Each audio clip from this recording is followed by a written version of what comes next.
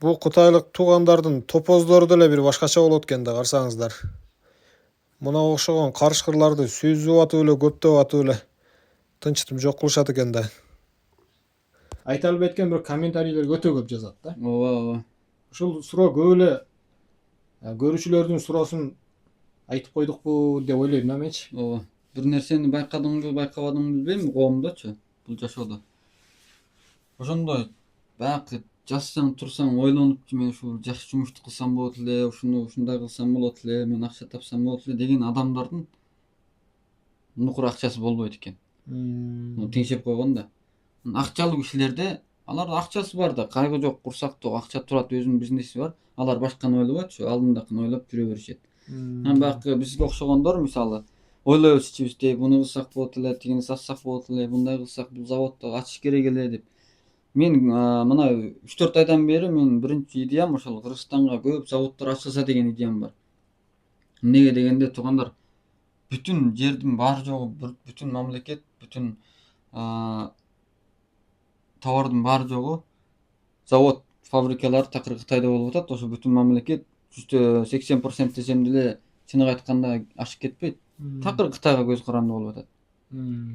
Ошого кичинекден чоң завод эмес, кичинектен болсо делечи биз делечи Кыргызстанга заводдорду апарсак, заводдорду акчалуу туугандар бар эми Кыргызстанда деле. Акчасы бар, аларга эми эчтекеге эмес, завод апарыштын, бизнес кылыштын кереги жок. А бирок ошол заводду апарып калса, ошондой акчалуу байкелер туугандарчы, ошо Кыргызстандын ичине жана өзүнө жана элге бир жакшынакай эмгек сиңирген болот деп ойлойм. Ал анткени бар жогу эле Кытайдан алыша бербейт да. Кыргызстан өзүнөн чыгарыш керек. Кээ бир майда товарларды өзүбүздүн алгыбыз келген товардычы. Аз кичине товар болсо да өзүбүздөн чыккан, кыскасы өнүктүрүшүбүз керек экен да, өндүрүш. Ооба. Бизде деле ошол Кыргызстанда эми ушул өндүрүштү өнүктүрүшүбүз керек экен деп эми баягындай элдин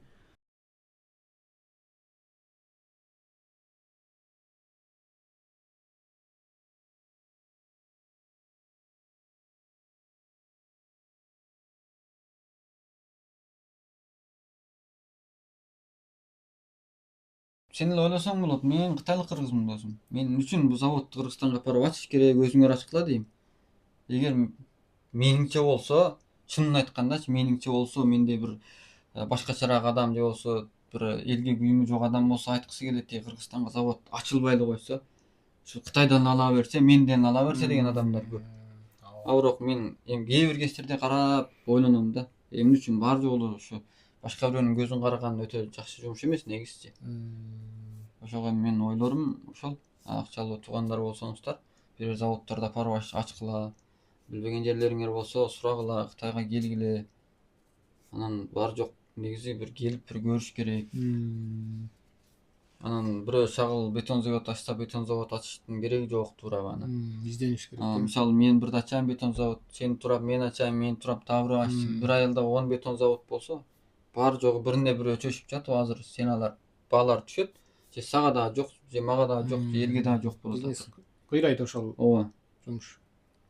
Азыр эми ошондой болуп калып атат мына биздин мамлекетте, чынын айткандачы. Бааны биринен бир төмөн айтат, а бирок бааны төмөндөткөндө булар акылдуу да. Досум, мисалы ушул бир ошо үстөлдү алып ачсам, мен 100 юан деп чыгардың ырасызбы заводдон. Мен сага, мен башкаларга 95 юанга жасап берсем болот. Дагы бирөө келип туруп 85 юанга жасайт. Кайсы жеринен кемитет? Иштетилген материалдарына, сапатына түшөт товар. Баа саарсаң сапатынан түшүп кетет. Азыр эми ошондой болуп калды да базарчы кээ кездерде. Ошого мен өтө эле жанакындай Пиңдододон, башкалардан мага товар жөнөткөндөргө жооп бербейм. Эмне үчүн дегенде болду. Пиңдодо менен иштешкен адам, Пиңдодо менен иштеше бериш керек. Бир мисалды алып берсем, алдында деле бирөө келди Кыргызстандан. Мурун ошо Тему дейсиңерби, Пиңдододон заказ алчу экен. Анан мына дүйнөлүк чоң базарга апардык. Барып ошол жердеки товарды Пиңдодо менен салыштырып атат. Мен айттым, окшобойт дедим, окшобойт десем, опма окшоштурбайбы дедим. Материалына кирип сен ошону түшүнүшүң керек ошол товардычы. Анан окшоштуруш, сыртын окшотуп коюш оңой эле.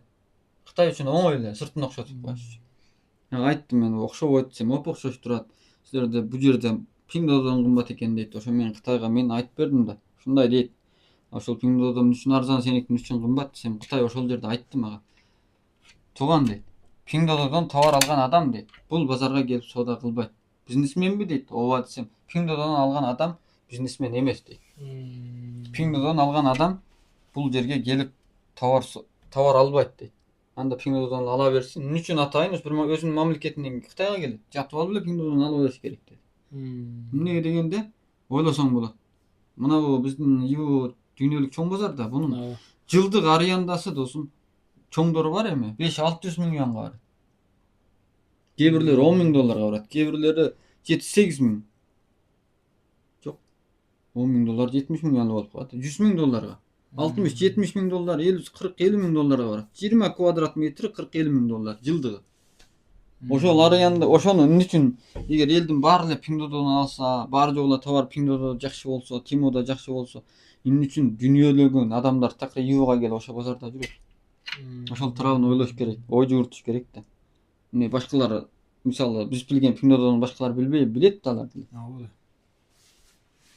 Ошого эми кээ бир нерселерди түшөнгөн адамдар түшөнөт, түшөнбөгөн адамдарга амал жок. Ага түшүндүрүп өтө аркасына түшүп өзүңдү упратканыңдын, өзүң оозуңду упратканын кереги жок да. Ошо бизнес оңой эмес туугандар, негизичи. Андай оңой жумуш эмес. Мына ушундай туугандар кичине күкүрт болсо дагы, бир зажигалка болсо дагы Кыргызстанга ошол аппараттарын апарып, станокторун апарып Кыргызстанга ошол нерсени өндүрүп чыгарганга аракет кылайлы. Чакмак турабы? 2 айда байып кетем, 1 айда байып кетем деп бирөөнүн оозун тиктеп отура берген негизи мына бул канча жылдык тажрыйбасы бар Арзыбек досум дагы сиздерге бөлүшкөнчө кетти. Бүгүнкү видеобуз ушул болду, бүгүнкү эфирибиз. Эмки эфирде жолукчакты аман болуңуздар, тынч болуңуздар. Акырында бир сөз айтып коеюн туугандар. Бирөө сен мага манча акча сал, мен сенин акчаңды манча процент кылып берем дегенге ишенбегилечи туугандар. Өзүңөрдүн идеяңар менен жүргүлө, өзүңөрдүн жашооңор менен жашагыла. Кайсыл эле бирөө барып сенин акчаңды мага 10 миң сом бер, мен сага 20 миң сом кылып бере турган андай жакшы иш жок туугандар. Таяр мандалак жок. Эң чынын айткандачы, ошого өтө эле андайларга ишенип кетпегиле, анан кечкече эле ушул акчамды көбөйтсөм болот эле деп өтө эле мындай өтө өзүңөрдү мындай чың кармап өзүңөрдү кыйнабагыла да. Баары жок жумуш убакыт саат менен болот туугандар. Ошол алдамчылардан алыс болгула.